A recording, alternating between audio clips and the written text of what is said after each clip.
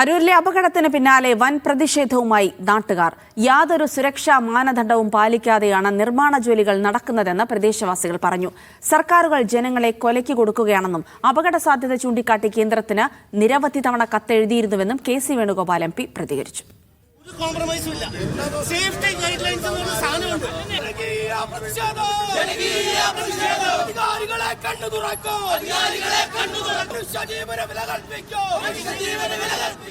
ദേശീയപാത നിർമ്മാണവുമായി ബന്ധപ്പെട്ട അപകടങ്ങൾ ഇതാദ്യമല്ല.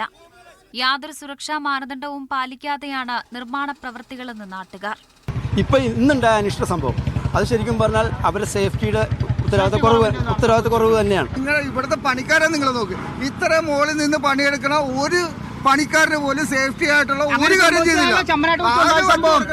ജനങ്ങളുടെ ജീവന് യാതൊരു വിലയും സർക്കാർ നൽകുന്നില്ലെന്ന് KC വേണുഗോപാൽ പ്രതികരിച്ചു.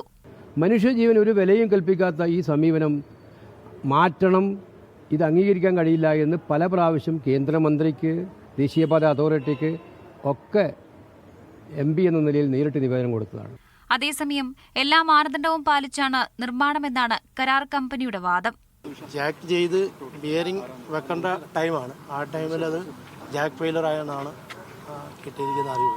അപ്പോൾ ഒരു വാഹനം കടന്നു പോയതായിട്ടാണ്. അല്ല, ഇതും ബ്ലോക്ക് ചെയ്തിട്ടുണ്ടായിരുന്നു. ആ സമയത്ത് വാഹനം എങ്ങനെ കടന്നു എന്നുള്ളത് അന്വേഷിക്കണം. ശക്തമായ സുരക്ഷയും പോലീസ് വിന്യാസവും ഉറപ്പാക്കാതെ നിർമ്മാണം നടത്താൻ അനുവദിക്കില്ലെന്ന നിലപാടിലാണ് നാട്ടുകാർ. മീഡിയ 1 ആലപ്പുഴ.